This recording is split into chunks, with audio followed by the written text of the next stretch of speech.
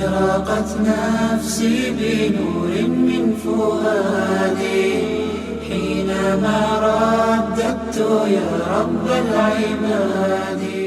Bismillahirrahmanirrahim. Innal hamdalillah nahmaduhu wa nasta'inuhu wa nastaghfiruh wa na'udzu billahi min shururi anfusina wa min sayyiati a'malina. May yahdihillahu fala mudhillalah wa may yudlil fala hadiyalah. Asyhadu an la ilaha illallah wahdahu la syarikalah wa asyhadu anna Muhammadan abduhu wa rasuluhu. Allahumma shalli ala Muhammadin wa ala ali Muhammad kama shallaita ala Ibrahim wa ala ali Ibrahim innaka Hamidum Majid. Allahumma barik ala Muhammadin wa ala ali Muhammad kama barakta ala Ibrahim wa ala ali Ibrahim innaka Hamidum Majid. Amma ba'd. Fa inna asdaqal hadis kitabullah wa khairal hadi hadi Muhammadin sallallahu alaihi wasallam wa syarrul umuri muhdatsatuha fa inna kulla muhdatsatin bid'ah wa kulla bid'atin dhalalah wa kulla dhalalatin finnar. Alhamdulillah, pada kesempatan ini kita akan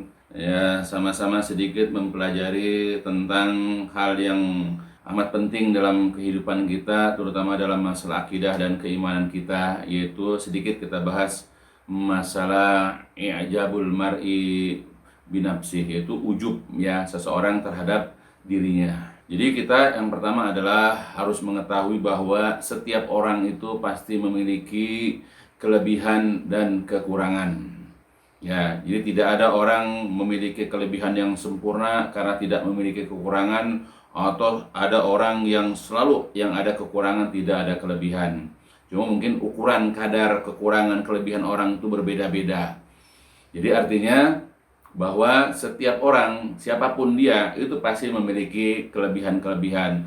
Tapi di samping itu juga ada kekurangan-kekurangan. Seperti kita lah misalnya, kita ada kelebihan dan pasti juga ada kekurangan. Tetapi jika sebagai seorang muslim kita lebih sering terbiasa mendengarkan keburukan muslim lainnya yang menjadi objek gunjing, yang menjadi objek gibah, kita lebih sering mendengarkan keburukan-keburukan orang di berbagai macam tempat, di berbagai macam komunitas dan seterusnya, maka akan muncul pada diri kita ini biasanya perasaan bahwa diri kita mempunyai lebih banyak kebaikan dan keutamaan daripada selainnya. Maka kita akan menganggap, atau orang yang biasa mendengarkan keburukan itu akan menganggap bahwa dirinya lebih baik dan lebih sempurna daripada selainnya. Lalu akhirnya ia pun terpesona dengan dirinya sendiri lantaran kesolehan dan kelebihan-kelebihan lainnya yang ada pada dirinya. Inilah merupakan tabiat,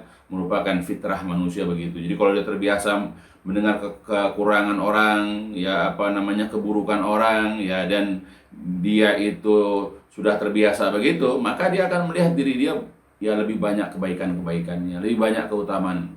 Dari situ akhirnya tumbuh perasaan takjub sama diri sendiri, dan dia akan memandang enteng orang-orang lain. Maka perasaan itu disebut dengan ujub. Jadi kalau orang sudah kagum dengan diri sendiri karena orang lain selain dia itu lebih banyak kekurangannya, maka akan tumbuhlah rasa ujub, yaitu kagum akan dirinya sendiri, yaitu kagum akan kesolehannya, akan kedermawanannya, keluasan dan ketinggian ilmunya, dan kebaikan-kebaikan lainnya. Atau juga kagum akan ketampanan atau kecantikan, kelimpahan harta benda, kemudian juga akan kecerdasan atau kepandaiannya, ketinggian derajat atau status sosialnya, kemasyhuran dirinya, dan selainnya dari berbagai macam keutamaan dunia. Itu biasanya orang dengan kelebihan-kelebihan itu tumbuhlah sombong dan ujub kepada kelebihan-kelebihan tersebut. Ujub adalah merupakan salah satu dari sifat manusia yang sangat tercela, yang harus dihindari dan dijauhi oleh umat Nabi Muhammad sallallahu alaihi wasallam. Umumnya manusia ketika mengerjakan sesuatu, umumnya pada dasarnya manusia itu seperti itu ketika mengerjakan sesuatu, ia ingin dihargai, ingin diberi penilaian yang baik oleh orang lain. Apalagi amalan tersebut menurut orang yang mengerjakan itu sudah sangat sempurna dan tiada cacat, sehingga layaklah jika orang-orang itu memberi penilaian yang istimewa, ya. Ketika dia misalnya belajar suatu ilmu, ya, kemudian dia sudah selesai, ya, istilahnya dalam pelajari itu, dia pengen orang memberikan nilai yang baik kepada dia. Ketika dia menulis sesuatu misalnya, kemudian terbitkanlah di berbagai macam media misalnya, karena dia udah merasa sempurna dengan tulisannya, dia ingin diaplaus, dia ingin dipuji, dia ingin diberikan penilaian yang positif oleh orang lain. Itu adalah merupakan fitrah dasar yang merupakan tabiat manusia. Kemudian jika seseorang merasa dirinya tampan atau cantik, maka ketika ia berada di tengah-tengah manusia, ya, maka ia menganggap bahwa dirinya lah yang paling tampan dan paling cantik, gitu ya. Nah, itu bisa kita lihat lah orang-orang itu gitu. Sehingga ia berusaha menonjolkan ketampanan atau kecantikannya itu di hadapan orang lain. Apalagi jika ia kemudian berpose, ya, hendak berpose di kamera atau pada video misalnya, maka ia akan menjadi orang yang paling narsis, ya. Dia akan menampakkan ketampanan, kecantikannya itu sebaik mungkin, sekeren mungkin. Ia tampil dengan sekeren mungkin agar dapat dilihat orang lain dengan sempurna. Maka dengan inilah ia dikatakan ujub dengan ketampanan atau kecantikannya. Bisa kita lihatlah, ya, orang memamerkan foto-foto yang, ya, seperti itulah di medsos itu. Apalagi kalau latar belakangnya itu adalah tempat yang terkenal, ya, tempat-tempat yang sangat indah misalnya. Ya, apalagi kalau dia bersama pasangannya atau bersama teman-temannya, maka dia akan senarsis mungkin dilihat orang. Dengan bangga dia, ya, menampakkan kecantikan atau ketampanannya. Lalu jika ia merasa dirinya orang yang paling berilmu, ketika ia berada di tengah-tengah orang berilmu lainnya, atau di tengah-tengah orang yang sedang menuntut ilmu, ya, maka ia beranggapan bahwa dirinya lah yang paling berilmu, sehingga ia berusaha menonjolkan keilmuannya, kepandaiannya di hadapan orang lain. Ia tidak segan-segan untuk berbicara sefasih mungkin, ya, gitu. Jadi orang bicara sefasih mungkin supaya orang, wah, dia udah punya banyak ilmunya, dia menguasai ilmu ini, ilmu itu. Itu adalah merupakan sifat manusia. Dia juga segan-segan berdebat dengan orang lain dengan kata-kata yang setajam mungkin, ya, dengan perkataan yang sebagus mungkin, ya, untuk mengalahkan debat itu. Sehingga kalau dia menang debat, dia merasa bangga. Kalau dia misalnya kalah debat, dia nggak terima. Suatu saat dia hendak membalas, ya, kekalahan dalam debatnya itu. Biasa begitu manusia itu. Ya, bahkan senantiasa ia juga menyandingkan gelar-gelar pendidikannya dengan, ya, namanya di depan, ya, ataupun di belakang namanya itu. Ya, supaya orang tahu nih, gua adalah S1, S2 atau S3, seperti itulah. Selalu mengedepankan kealumniannya. Ya, dia lulus dari fakultas apa, universitas apa, dan seterusnya. Supaya orang bisa lihat bahwa dia lulusan perguruan tinggi terkenal dan yang sudah masyhur. Juga dia tampilkan karya-karyanya dan sebagainya agar semuanya tahu bahwa dia adalah orang yang paling berilmu dan yang paling banyak tahu. Ya, itulah manusia. Maka dengan itulah ia telah ujub dengan ilmunya. Lalu jika ia merasa dirinya yang paling tinggi derajat sosialnya, tatkala ia berada di tengah-tengah masyarakat, maka ia menyangka bahwa dirinya lah yang paling tinggi status sosialnya, ya, dengan pendidikannya yang paling tinggi, dengan status sosial dia, jabatannya anu, pangkatnya anu, derajatnya anu di masyarakat, ya, dia akan berusaha menampilkan itu semua.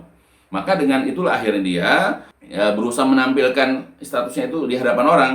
Maka dengan itulah dia hanya menyuruh orang, dia hanya memerintah, lalu melarang. Bahkan kalau nggak sesuai dengan keinginannya, dia marah-marah, memaki-maki, membentak orang, dan seterusnya. Dan itu tanpa dia mau ikut, tanpa dia mau membantu, tanpa dia mau turun tangan membantu orang-orang. Ya, karena apa? Karena dia merasa statusnya paling tinggi, statusnya paling mulia, maka dia hanya nyuruh-nyuruh saja. Ya, hal itu hanya sekedar untuk menunjukkan bahwa dirinya adalah orang yang paling punya kuasa atas orang lain. Yaitu karena merasa tinggi derajatnya, ya. Makanya supaya kelihatan dia itu adalah orang yang paling tinggi derajatnya, nyuruh-nyuruh aja kerjanya, ngelarang-larang. Kalau nggak sesuai dengan keinginan, dia marah-marah, bentak-bentak, dan seterusnya. Nah, hal ini juga berlaku bagi orang yang paling tinggi derajatnya dan paling tinggi pangkat kedudukannya. Nah, dengan itulah ia telah ujub dengan kedudukan atau status sosialnya. Jika ia merasa dirinya adalah orang yang paling banyak harta. Di saat ia berada di tengah-tengah manusia, maka ia menganggap bahwa dirinya lah yang paling banyak hartanya. Sehingga ia berusaha menonjolkan kekayaannya kepada mereka, ya kepada orang-orang itu. Dia nggak segan-segan menunjukkan apa yang dimilikinya, apa barang simpanannya, berapa jumlah kekayaan dan seterusnya. Nah, itulah merupakan manusia begitu. Sehingga ia berusaha menunjukkan kekayaannya kepada mereka dengan cara mengenakan pakaian yang paling bagus, yang paling mahal, memakai perhiasan yang paling berharga, jamnya pun bermerek misalnya, ya, kemudian juga mewah barangnya. Kalau dia punya HP atau apa barang-barang, belum lagi cincinnya yang berlian segala macam. Ya, hanya sekedar menunjukkan bahwa ada orang yang paling berharta. Ia juga mengendarai kendaraan yang paling bermerek, paling canggih, dan paling mahal, dan paling bernilai serta menakjubkan. Nah, itu manusia. Ya, ingin kelihatan sama orang lain, ya, tentang harta yang dimilikinya. Maka dengan itulah ia telah ujub dengan harta kekayaannya. Terkadang banyak di antara mereka yang menonjolkan kecantikan atau ketampanan, kepandaian, ya, harta benda, kekayaan ataupun kesolehan dari pasangan, yang kesolehan itu dari pasangannya. Kalau dia seorang perempuan ingin menampilkan suaminya, atau kalau seorang suami ingin menampilkan istrinya atau buah hatinya, anak-anaknya. Ya, dia ujub ya dengan menampilkan pasangan atau buah hatinya. Sering terlontar dari mulutnya sanjungan dan pujian akan pasangannya. Ya, di mana-mana dia ceritain istrinya itu cerdas, cantik, ya, pandai mengaji, ya, apalah pokoknya. Atau dia ceritakan anaknya yang sudah hafal ini, hafal itu, kalau itu kesalehan ya. Ya, atau pandai dapat beasiswa ini, beasiswa itu. Nah, apa tujuannya? Ingin dipuji orang. Ya, jadi ujublah dia di situ. Atau sering juga terlontar kalimat-kalimat indah itu terpampang pada layar Facebook, ya, atau medsos-medsos lainnya, agar setiap orang mengomentarinya dengan perasaan takjub dan minimal memberi nilai jempol biasanya, ya, tag jempol atau tanda love, suka misalnya. Itu adalah merupakan manusia.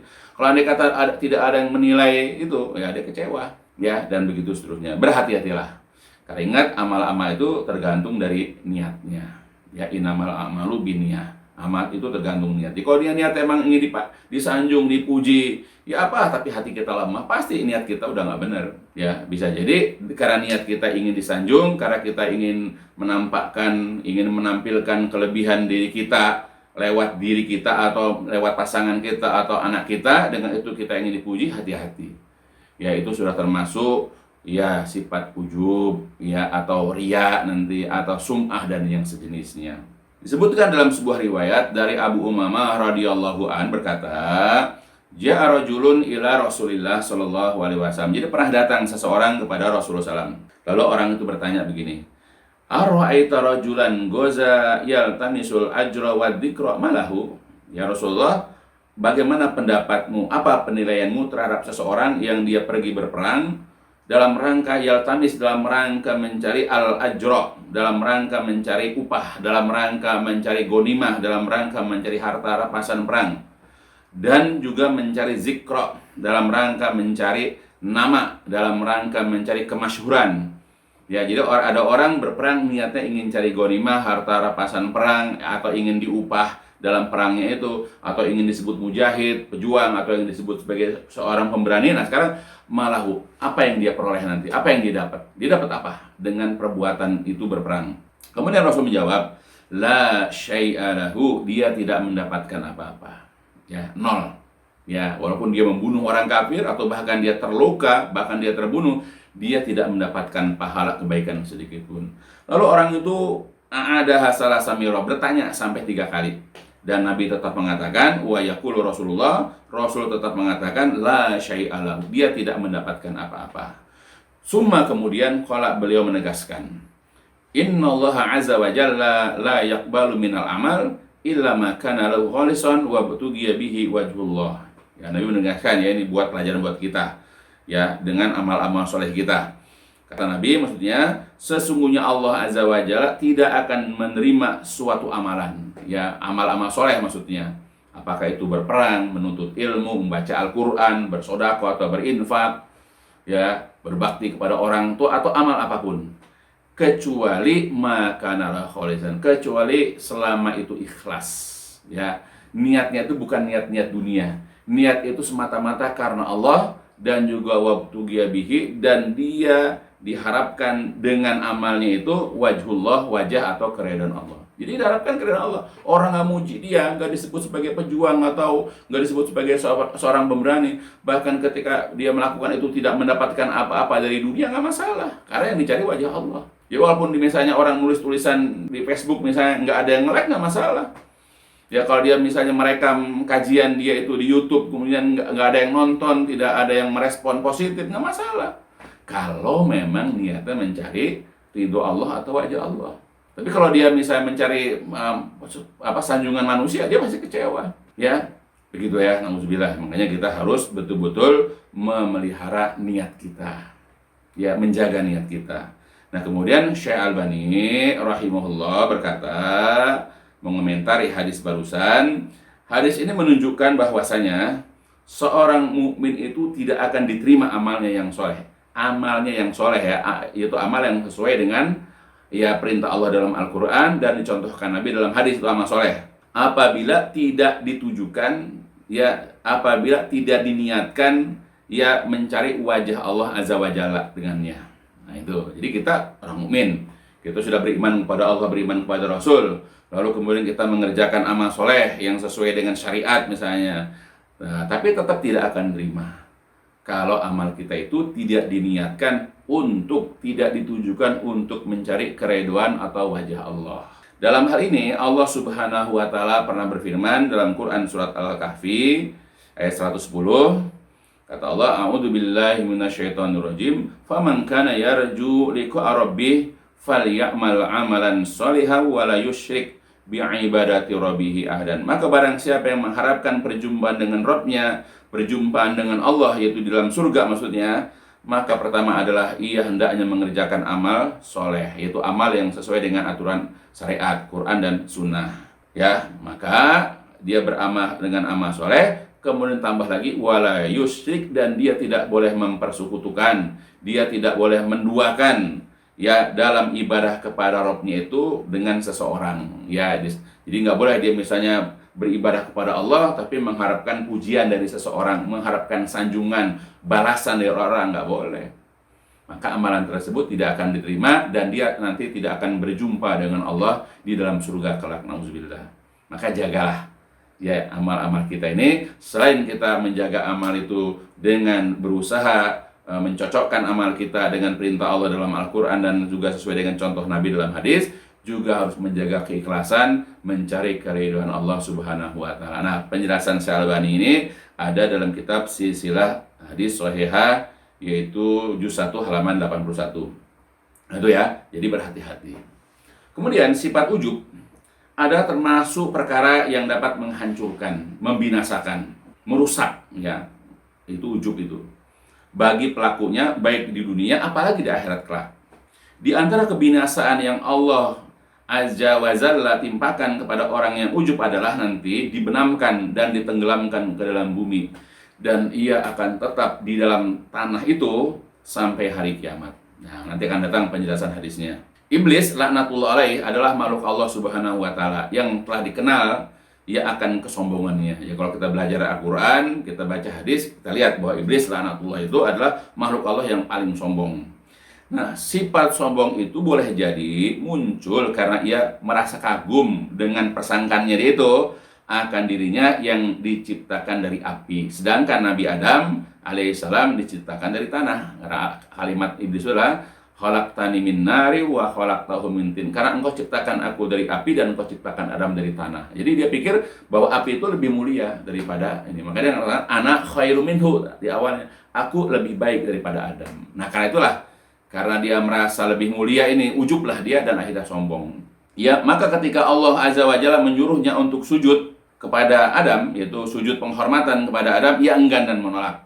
Lalu akhirnya ia pun digolongkan oleh Allah ke dalam golongan orang-orang yang kafir. Dan pada hari kiamat kelak, ia akan dicampakkan ke dalam neraka jahanam, al-iyadzubillah. Dan neraka jahanam itu adalah seburuk-buruknya tempat kembali. Nah, ini ada dalam kisahnya, ada kisahnya dalam surat Shad dan juga surat Al-A'raf. Ya. Nah itu, jadi jauhi memiliki sifat iblis karena kita merasa lebih mulia dengan anggapan kita dari orang lain. Bahwa misalnya kita suku ini lebih merasa mulia dari suku yang lain. Bahwa kita pendidikan ini merasa lebih mulia dari orang yang berpendidikan ini. Bahwa kita yang berkulit putih atau ini lebih mulia dari orang yang berkulit, dan begitu seterusnya. Jadi jangan kita dengan anggapan kita bahwa kita lebih mulia, kita bisa jatuh kepada sifat iblis nanti, sombong dan meremehkan orang lain. Oleh sebab itulah Rasulullah SAW sangat mengkhawatirkan ujub ini menjadi sifat yang dimiliki oleh umatnya, bahkan lebih daripada melakukan perbuatan dosa selainnya. Ya, jadi yang paling dikhawatirkan oleh Rasulullah adalah ujub ini lebih daripada dosa yang lain. Kalau dosa lain barangkali orang merasa berbuat dosa, makanya mereka melakukannya sembunyi-sembunyi. Kalau ujub orang nggak sembunyi-sembunyi, bahkan dia bangga dengan kecantikan, dia bangga dengan ilmunya, dia bangga dengan hartanya, dia malah memperlihatkan. Kalau orang minum khamar, kalau orang misalnya ya melakukan hal tercela yang lain, banyak kan orang sembunyi, pasti merahasiakan keburukannya. Tapi kalau yang namanya ujub tidak. Nah ini sebagaimana dikatakan oleh Rasulullah dari Anas bin Malik berkata, telah bersabda Rasulullah, laulam takunu tudnibun khasitu alaikum aksaru min dalik al-ujub. Kata Rasulullah, seandainya kalian tidak mengerjakan dosa, yang aku khawatirkan kepada kalian yang lebih banyak daripada itu adalah ujub. Ya. Dari di atas dengan jelas menerangkan bahwa jika umat Islam ini tidak melakukan perbuatan dosa, yang Rasulullah khawatirkan atas mereka adalah sifat ujub yang akan banyak mereka lakukan. Sebab ujub inilah yang dapat membutakan mata hati. Ya, jadi orang kalau sudah ujub, matanya itu buta. Kemudian memekakkan telinga, nggak mau dengar. Jadi tuli dia mendengar kebaikan orang dan mendengarkan keburukan dirinya itu dia nggak mau dengar. Dan juga menindakbobokan perangai mereka. Jadi orang kalau sudah didinakbobokan, udah ngantuk-ngantuk ini, susah dia untuk mendengar perkataan orang. Dan menindakbobokan mereka dari berbagai kelebihan orang lain dan kekurangan dirinya, ya gitu. Jadi orang kalau sudah ujub, ketika ada orang menceritakan tentang kelebihan orang, ya kebaikan orang, dia nggak mendengar, pura-pura apa dia. Begitu kalau ada orang menceritakan tentang kesalahan dirinya begini-begini atau kelompoknya, nah, dia juga begitu, udah nggak mau dengar. Kemudian hati juga tertutup, ya dia seperti orang ngantuk aja, pura-pura. Ya, dia merem matanya, ya pokoknya dia udah nggak peduli dengan hal itu seluruhnya. Sehingga ia tidak mau tahu, atau bahkan pura-pura tidak tahu, bahwa selain dirinya ada yang memiliki kelebihan lainnya melebihi dirinya, dan dirinya pun mempunyai kekurangan lainnya melebihi orang lain. Ya, dia nggak peduli dengan orang yang punya banyak kelebihan dari dia, dan dia juga kadang-kadang nggak peduli dengan dirinya sebetulnya memiliki lebih banyak kekurangan, keburukan daripada orang lain. Itu orang kalau sudah ujub itu seperti itu. Atau boleh jadi orang yang dianggap memiliki kekurangan oleh dirinya sebenarnya mempunyai beberapa kelebihan yang tidak ada pada dirinya. Atau juga dirinya yang mempunyai kelebihan itu sebenarnya mempunyai beberapa kekurangan dan keburukan yang tidak ada pada orang yang dianggap olehnya memiliki kekurangan. Itu orang sudah ujub begitu. Jadi ketika misalnya ada orang yang dinilai punya banyak kekurangan oleh dia, sebetulnya mempunyai banyak kelebihan ya dari dirinya. Dia nggak tahu barangkali orang itu lebih berilmu, orang itu mungkin lebih tawadu, cuma tidak ingin menampilkan kelebihannya aja. Tapi karena memang dia sudah ujub, sudah tertutup mata hatinya, sudah tertutup telinganya, dia sudah siwer-siwer itunya ya terindak-bobokan dengan ujubnya itu, dia nggak peduli dengan kelebihan orang. Ya, begitu. Boleh jadi juga orang yang dianggap dia yang menganggap bahwa dia mempunyai banyak kelebihan, sebetulnya dia juga mempunyai banyak kekurangan yang tidak ada pada orang lain. Tapi itulah akibat efek daripada ujub itu. Bahaya sekali orang ujub itu. Dia tidak akan melihat kekurangan dirinya dan tidak akan mau mengakui kelebihan orang lain. Oleh sebab itu, setiap muslim sudah semestinya untuk selalu introspeksi diri dengan lebih banyak dan lebih fokus terhadap kesalahan dan kekurangan dirinya. Ingat ya, kita harus lebih fokus ke situ. Lihat bagaimana kita, pasti banyak kekurangan. Lihat lebihnya orang kalau bisa. Jika juga harus melihat orang lain, ya karena mungkin dia berteman, bertetangga, ya dia punya komunitas misalnya, maka yang harus dilihat adalah sisi kebaikan dan kelebihannya saja dari orang lain. Dilihat aja kelebihannya, supaya dia bisa idrak, wah ternyata dia begitu orangnya, walaupun sibuk dia, ternyata masih bisa ngaji, masih bisa menghafal Quran, dan begini dan begitu seterusnya. Harus begitu, lihat sisi positif orang lain, jangan cuma melihat negatifnya saja. Dan jikapun ia juga melihat kekurangan dan keburukan orang lain, ya itu ya. Jadi kalau seandainya dia lihat ternyata teman dia melakukan ini melakukan itu dari keburukan-keburukan misalnya, ya tujuannya adalah supaya ia berhati-hati, jangan sampai jatuh seperti temannya melakukan kesalahan. Ya, ada temannya dia misalnya berdusta, dia tahu temannya berdusta. Tujuannya supaya dia jangan berdusta seperti temannya. Kalau ternyata temannya itu suka berbicara kasar, supaya dia juga jangan sampai berbicara kasar. Jadi pelajaran. Dan juga kalau bisa mencari pahala dengan cara apa? Menasehati temannya, menasehati orang yang dia lihat keburukan itu. Ya dengan nasihat-nasihat yang lemah lembut, yang santun, yang dengan cara yang ma'ruf, gitu cari pahala. Ya. Dan yang penting lagi adalah dia tidak menyebarkan berbagai macam kekurangan orang tersebut kepada orang-orang lain di sekitarnya. Nah, itu. Jadi fokus di situ aja, introspeksi diri. Ya, harus kita melihat ya diri kita sendiri. Nggak usah pedulikan orang lain. Kemudian Rasulullah SAW pernah menyatakan dalam hadis dari Ibnu Umar radhiyallahu anhuma, beliau mengatakan, fa ammal muhlikat fasuhum muta' wa hawa muttaba'un wa ijabul mar'i li nafsihi. Kata beliau, adapun 3 hal yang membinasakan itu adalah kekikiran yang ditaati, hawa nafsu yang diikuti, serta ujub atau kekaguman seseorang terhadap dirinya sendiri. Itu yang membinasakan, yang mencelakakan orang itu. Kikir, kemudian hawa nafsu, dan ujub. Jadi dalam hadis di atas Rasulullah SAW telah menggolongkan 3 hal yang dapat membinasakan pelakunya. Kekikiran yang dipatuhi, hawa nafsu yang diikuti, dan sifat ujub.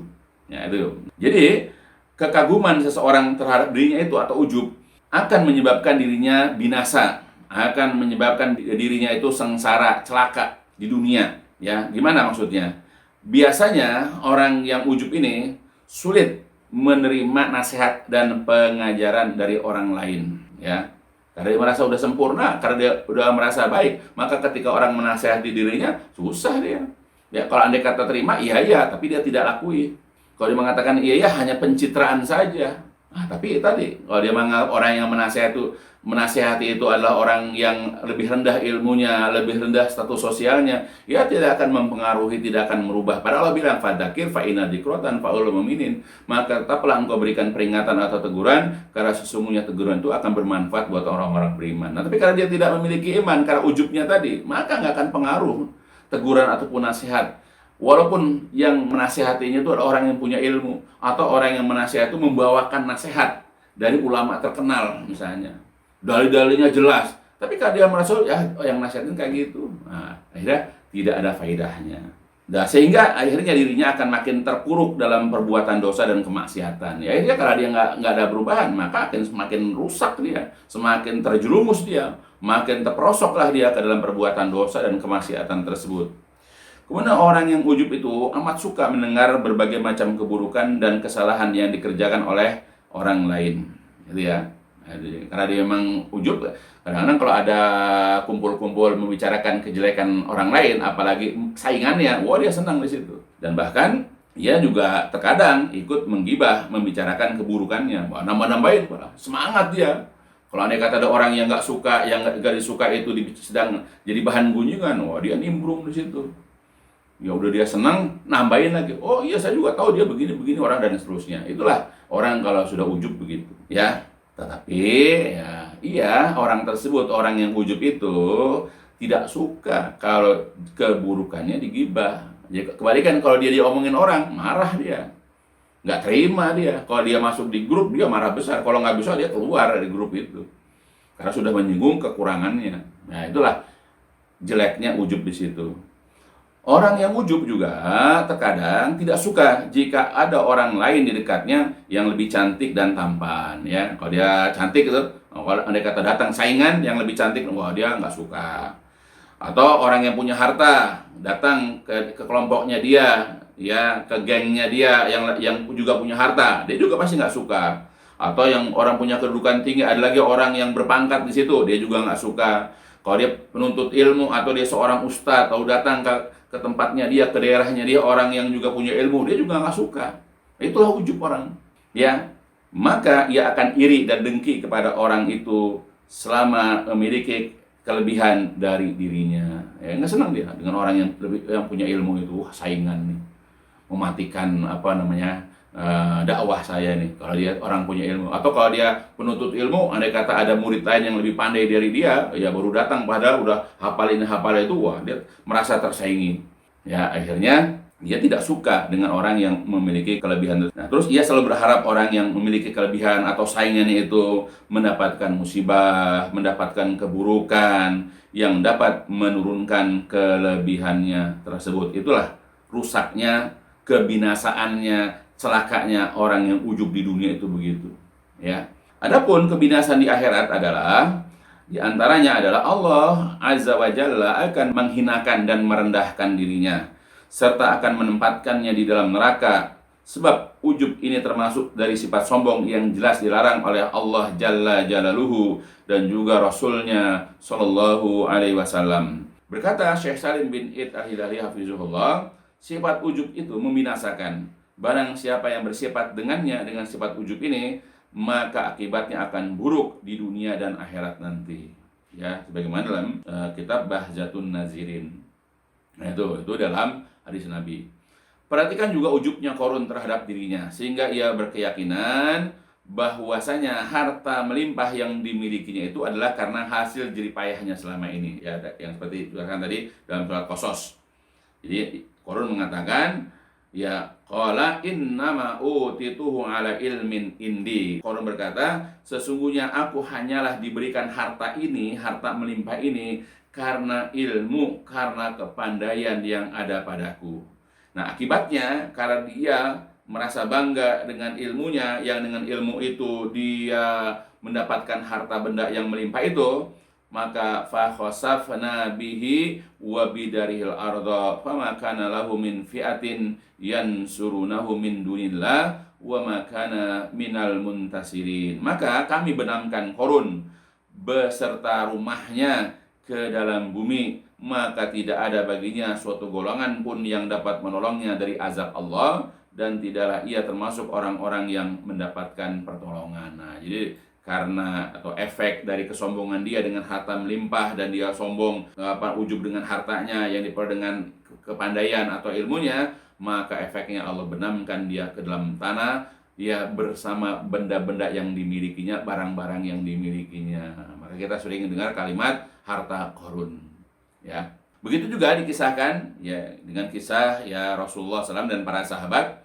Dikatakan dalam surat Al-Baqarah, a'udzu billahi minasyaitonir rajim, laqad nasarakumullahu fi mawatina katsirah wa yauma hunain id a'jabatkum kasratukum falam tugni ankum syai'an wa daqat 'alaikumul ardu bima rahabat summa wallaitum mudbirin. Sesungguhnya Allah telah menolong kalian di banyak pertempuran dan juga ya di peperangan Hunain, yaitu tatkala kalian ya menjadi kagum atau ujub karena banyaknya jumlah kalian.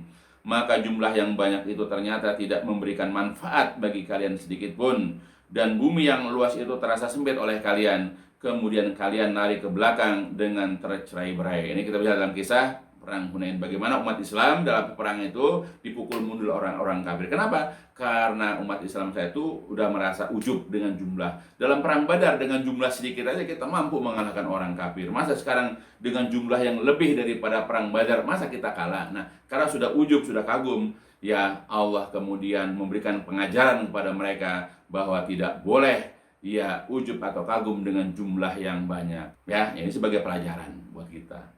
Ya, karena pada masa lalu ya para sahabat diingatkan oleh Allah dengan sifat ujub dengan jumlah. Berkata Syekh Abu Bakar Jabil Al-Jazairi ya menafsirkan ayat tersebut, diharamkannya sifat ujub terhadap dirinya dan beramal dengannya. Karena ujub jenis apapun itu termasuk dari penghalang besar dari kesuksesan. Ya, perang misalnya, ya nggak sukses kalau sudah ujub. Kita pun begitu, dakwah ujub dengan titel kita, ya ujub dengan ilmu kita, ujub dengan segala macam yang ada pada kita, nggak akan sukses dakwah itu. Ya, dakwah itu harus dimulai dengan sifat tawadu, ya, dengan sifat rendah hati, merendahkan diri kepada Allah, nggak sombong kepada Allah, dan rendah hati kepada manusia, begitu. Ya, bukan dengan kesombongan atau ujub. Maka apapun yang kita lakukan kalau dasarnya itu adalah kesombongan atau ujub, tidak akan sukses ya di dalam mengerjakan apapun. Kemudian juga dari Ibnu Umar radhiyallahu anhuma, dari Nabi sallallahu alaihi wasallam qala, berkata Rasulullah, man ta'azzama fi nafsihi aw ikhtala fi misyatihi laqiyallahu azza wajal wa huwa ghadbanun. Ya, kata Rasulullah dari Ibnu Umar, barang siapa yang merasa dirinya hebat dan congkak ketika berjalan, maka ia akan menjumpai Allah azza wajalla dalam keadaan Allah murka kepadanya. Nauzubillah. Coba. Jadi kalau kita ini merasa diri kita hebat dengan ilmu kita, dengan harta kita, dengan kedudukan kita, dengan ketampanan kita, atau apalah yang kita anggap hebat, dan bahkan kita congkak dalam berjalan ya untuk menunjukkan bahwa kita memiliki kelebihan dari orang lain, kita menampakkan kehebatan kita. Nah, nanti di hari kiamat Allah akan jumpa dengan kita, nauzubillah, dalam keadaan murka. Siapapun manusia, meskipun dia seorang muslim, jika ia telah dikuasai oleh rasa angkuh dan sombong karena merasa orang yang paling sempurna di dalam banyak perkara dan tidak memiliki kekurangan atau kekeliruan, jika ia tidak bertobat sebelum matinya, maka ia akan menjumpai Allah azza wa jalla dalam keadaan Allah murka kepadanya. Ia merasa hebat dan ujub terhadap dirinya karena ia menganggap dirinya sudah memiliki banyak ilmu, banyak beribadah, banyak murid kajian, banyak anak buahnya, banyak menolong orang lain dan sebagainya. Maka ia telah tertipu oleh sifat ujubnya dan dapat menjerumuskannya ke dalam kesombongan, dan kesombongan itu jugalah yang akan mencampakkannya ke dalam neraka bersama-sama dengan iblis laknatullah. Dalam sebuah riwayat dari Umar bin Khattab radhiyallahu an berkata, qala Rasulullah sallallahu alaihi wasallam, telah bersabda Rasulullah sallam, kata beliau, yazharul Islam hatta takhtalifat tujar fil bahri wa hatta takhudul khail fi sabilillah, summa yazharu qaumun yaqra'una al-Qur'an yaquluna man aqra'u minna man a'lamu minna man afqahu minna, summa qala li ashabihi hal fi ulaika min khair, qalu Allahu wa rasuluhu alam, qala ulaika minkum min hadhil ummah wa ulaika hum waqudunnar. Jadi kata Rasulullah, Islam itu nanti akan unggul, akan berjaya, sehingga nanti para pedagang akan berselisih ya akan keluar masuk di lautan, dan sehingga nanti akan ada kuda yang berbicara pada jalan Allah. Kemudian nanti akan muncul suatu kaum ya mendekati hari kiamat yang mereka itu membaca Al-Qur'an. Lalu kemudian mereka berkata, siapakah orang yang paling pandai membaca Al-Qur'an daripada kami? Siapakah orang yang paling berilmu daripada kami? Dan siapakah orang yang paling mengerti hukum dari kami? Kemudian beliau bersabda kepada para sahabat tentang mereka, apakah pada mereka itu ya yang merasa paling berilmu, yang merasa paling pandai, orang yang paling mengerti hukum, apakah pada mereka ada kebaikan? Lalu para sahabat menjawab, Allah dan Rasulnya lebih mengetahui. Kemudian beliau bersabda atau menegaskan, mereka itu ulaika minkum, mereka termasuk dari golongan kalian, maksudnya umat Islam, mereka termasuk umat Islam.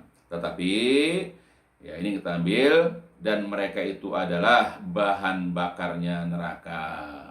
Wa ulaika hum waqudunnar. Bayangkan, mereka baca Al-Qur'an tapi niatnya, tujuannya adalah ingin dianggap sebagai orang yang paling pandai membaca, orang yang paling berilmu, orang yang paling menguasai Al-Qur'an. Maka itulah ya, pada mereka tidak ada kebaikan dan mereka adalah bahan bakarannya neraka. Nauzubillah. Nah, itu karena diujub dengan kepandaian mereka di dalam membaca, menghafal, memahami isi Al-Qur'an. Nah, maka dia kalau dikata ada orang misalnya yang nggak paham dengan dia, langsung dia rendahkan, langsung dia remehkan. Ya, dia mengatakan, gue ini udah lama, saya ini udah lama ngaji Quran, saya ini adalah orang yang hafal sekian juz Al-Qur'an, saya dan seterusnya. Kesombongan inilah yang menyebabkan dia itu merasa dirinya orang yang paling berilmu, orang yang paling pandai baca, orang yang paling faqih. Nah, orang-orang begini, kata Rasulullah, tidak ada kebaikan dan merupakan bahan bakar neraka. Nauzubillah. Kemudian lagi dalam hadis yang lain dari Ibnu Abbas, ya hampir sama itu hadisnya, ya benar-benar akan tampak jelas nanti keimanan itu, sehingga kekufuran akan dikembalikan ke tempat-tempatnya, dan sungguh-sungguh nanti akan diperbincangkan lautan itu dengan Islam. Dan juga akan benar-benar akan datang suatu masa atas manusia yang pada masa tersebut mereka akan mempelajari Quran, ya. Wal ya'tiyanna 'alan nas zamanun yata'allamuna fihil Qur'an yata'allamunahu wa yaqra'unahu, ya. Jadi sungguh-sungguh, ya, benar-benar akan datang suatu masa atas manusia yang pada masa itu tersebut mereka akan mempelajari Quran, mereka mempelajari dan membacanya. Nah, jadi akan datang masa itu. Sumayakul, kemudian mereka mengatakan begini, ya qad qara'na wa alimna faman dalladhi huwa khairu minna. Ya, kata mereka, sungguh-sungguh kami telah membaca dan mengetahuinya. Maka siapakah orang yang lebih baik daripada kami, yang mempelajari, yang yang membaca Al-Quran? Ada nggak yang lebih baik dari kami? Kata Nabi, fahal fi ulaika min khair, apakah pada mereka itu udah kebaikan? Qalu, mereka para sahabat menjawab, ya Rasulullah, manhum, ya Rasulullah, siapakah mereka itu? Qala, kemudian Nabi menjelaskan, ulaika minkum wa ulaika hum wa kudunar. Mereka adalah termasuk golongan kalian, yaitu umat Islam, namun mereka itu adalah bahan bakarnya neraka. Jadi dalam dua hadis di atas terlihat jelas akan munculnya sekelompok orang di suatu masa yang membaca dan mempelajari Al-Quran. Mereka berbuat demikian hanya sekedar untuk kesombongan dan kebanggaan belaka. Lalu mereka berteriak dengan suara yang lantang, terang-terangan, siapakah yang lebih fasih di dalam membaca Al-Quran dibandingkan dengan kami? Siapakah yang lebih berilmu di dalam ilmu Al-Quran jika ditandingkan dengan kami? Siapakah yang lebih fakih, ya, atau paham di dalam masalah-masalah hukum Al-Quran jika disejajarkan dengan kami? Nah, itulah, ya, tantangannya, kesombongannya karena ujubnya itu. Dan kalau begitu siapakah dan adakah orang yang lebih baik dari berbagai hal tadi daripada kami? Namun kesombongan dan kebanggaan mereka itu hanyalah semu dan sementara saja. Sebab pada diri mereka tidak ada kebaikan secuil pun, dan bahkan mereka ternyata adalah merupakan bahan bakarnya neraka. Nauzubillah. Ya, subhanallah. Masa tersebut sekarang ini telah datang. Banyak di kalangan manusia, khususnya umat Islam, yang disibukkan dengan mempelajari ilmu agama, namun karena tidak diawali dengan niat ikhlas, dan juga tidak diawali dengan pendasaran akidah tauhid yang baik, benar lagi tepat, sehingga terdapat penyimpangan dalam tujuan, penyimpangan dalam niat. yakni mereka berniat dengannya untuk mendapatkan kemuliaan dan keagungan di muka bumi. Maka tatkala seseorang di antara mereka telah merasa pandai dan mumpuni dengan ilmu tersebut, ia menjadi sombong, menjadi ujub, menjadi takabur akan ilmu dan kemampuannya tersebut, ya. Itulah mereka.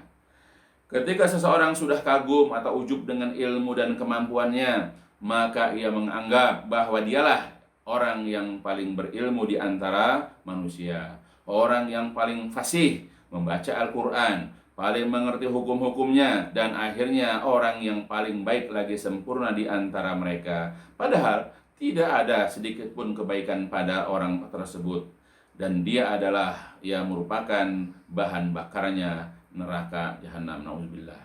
Padahal ilmu agama yang mereka pelajari sepenuh waktu, sepenuh jiwa mereka itu seharusnya dapat menjaga dan memelihara mereka. Harusnya begitu, menjaga dan memelihara mereka dari murka Allah, dari api neraka.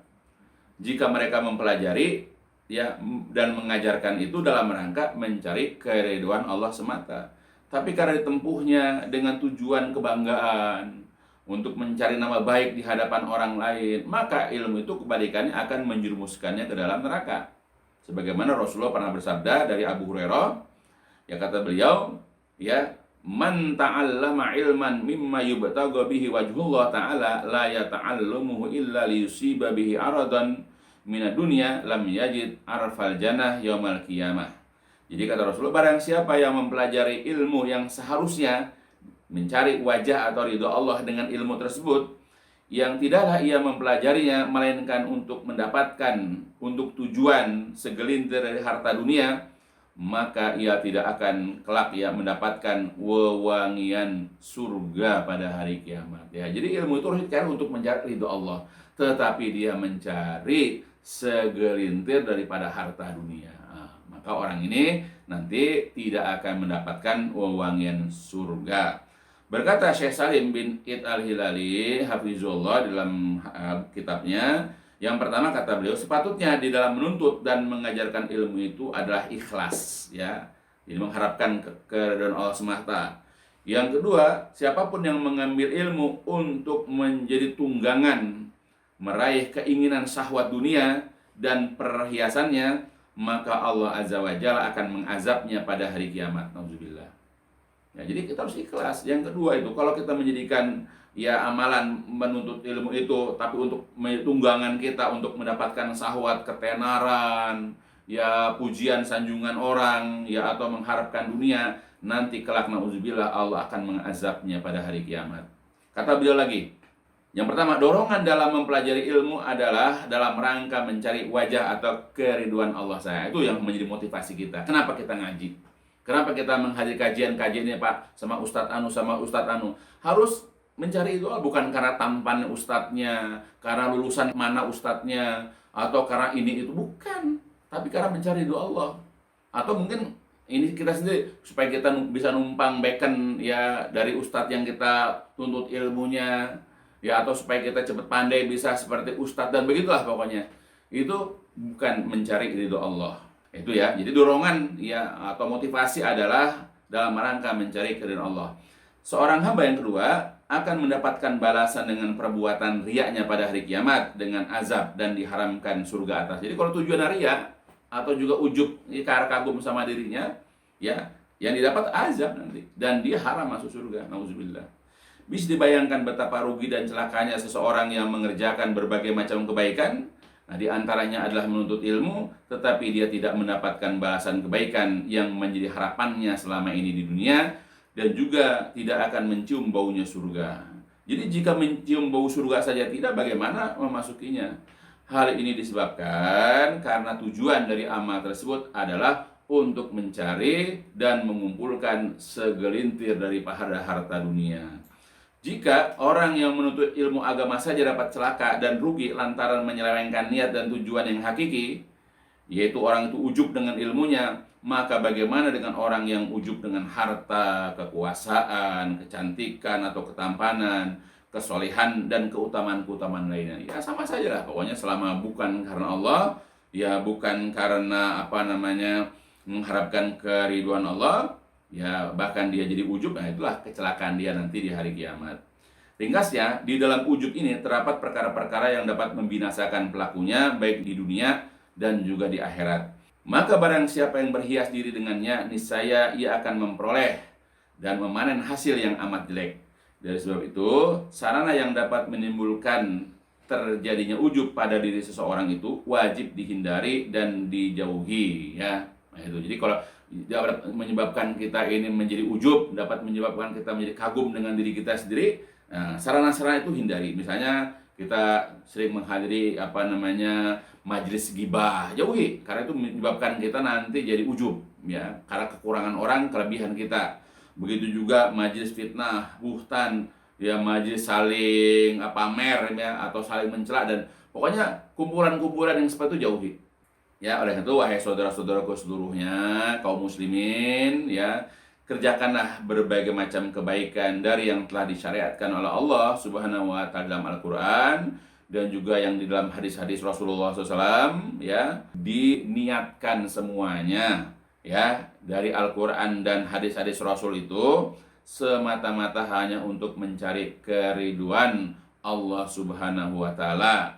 Dan janganlah kita merasa kagum atau ujub jika kita telah mampu mengerjakan berbagai macam amalan yang disyariatkan, karena ujub itu akan menghancurkan semua tujuan kita mencari ridho dan surganya. Itu. Jadi dengan penjelasan di sini, hendaklah kita mafhum, hendaklah kita ini mengerti bahwa ujub, ya, atau kagum dengan apa-apa yang dimiliki oleh kita, apakah itu ilmu, ketampanan, atau kecantikan, ataupun harta benda, kedudukan, dan seterusnya, itu akan membahayakan kita. Ya, jadi kalau andai kata di dalam diri kita aja ada satu penyakit, misalnya kita batuk misalnya, atau kita flu misalnya, atau mata kita bengkak, atau apalah, kita berusaha untuk sembuh daripada penyakit-penyakit itu. Ya, nggak enak lah rasanya mempunyai penyakit dalam diri kita. Makanya kita berobat ke dokter, ya kita minum obatnya, kita menghindari pantangan-pantangan ya dari yang diinginkan penyakit tersebut, dan kita juga melakukan hal-hal yang dapat mendorong sembuhnya kita. Itu fitrah kita untuk itu. Tapi kenapa penyakit yang ada dalam hati kita seperti ujub ini, kenapa kita merasa nyaman, merasa hidup enak gitu dengan sifat ujub? Ujub ini penyakit yang berbahaya buat kita, karena mencelakakan kita dunia maupun akhirat. Ya, maka sebab itu untuk keluargaku ya, dan juga saudara-saudaraku ya, jamaah pengajian dan seluruh kaum muslimin, ya buanglah jauh-jauh ya penyakit-penyakit ujub ini. Ya, makanya biasakanlah untuk selalu mengintrospeksi diri, belajar untuk selalu mencari kekurangan, kesalahan, keburukan diri sendiri, bukan pada orang lain. Kalau kita kepada orang lain, lihat kelebihan-kelebihan mereka, ya, supaya kita tetap tawadu, supaya kita tetap merendahkan hati kita di hadapan mereka. Biarkan orang tidak mengetahui kebaikan-kebaikan kita, biarkan orang tidak memahami kelebihan-kelebihan kita, nggak jadi masalah. Biarkan orang hanya melihat kekurangan kita saja. Ya, mudah-mudahan itu kita akan semakin jadi lebih baik. Ya, mudah-mudahan dengan begitu kita menjadi orang yang tidak memiliki sifat ujub atau ria, dan akhirnya insya Allah mudah-mudahan hilang juga sifat sombong itu dalam diri kita. Ya, mudah-mudahan apa yang dijelaskan di sini nanti dapat membersihkan hati kita dari kotoran-kotoran atau penyakit-penyakit ujub dan yang sejenisnya. Insya Allah apa yang disampaikan di sini ya menjadi amal soleh buat kita seluruhnya, dan dapat merubah, ya dapat memperbaiki diri kita supaya kedepannya bisa lebih baik lagi. Ya, mudah-mudahan ya apa yang disampaikan di sini bermanfaat untuk diriku, keluargaku, saudara-saudaraku semuanya. Dan diakhiri dengan walhamdulillahirabbil alamin. Subhanakallahumma wa bihamdika asyhadu an la ilaha anta astaghfiruka wa atubu ilaik. لسوف أعود يا أمي أقبل رأسك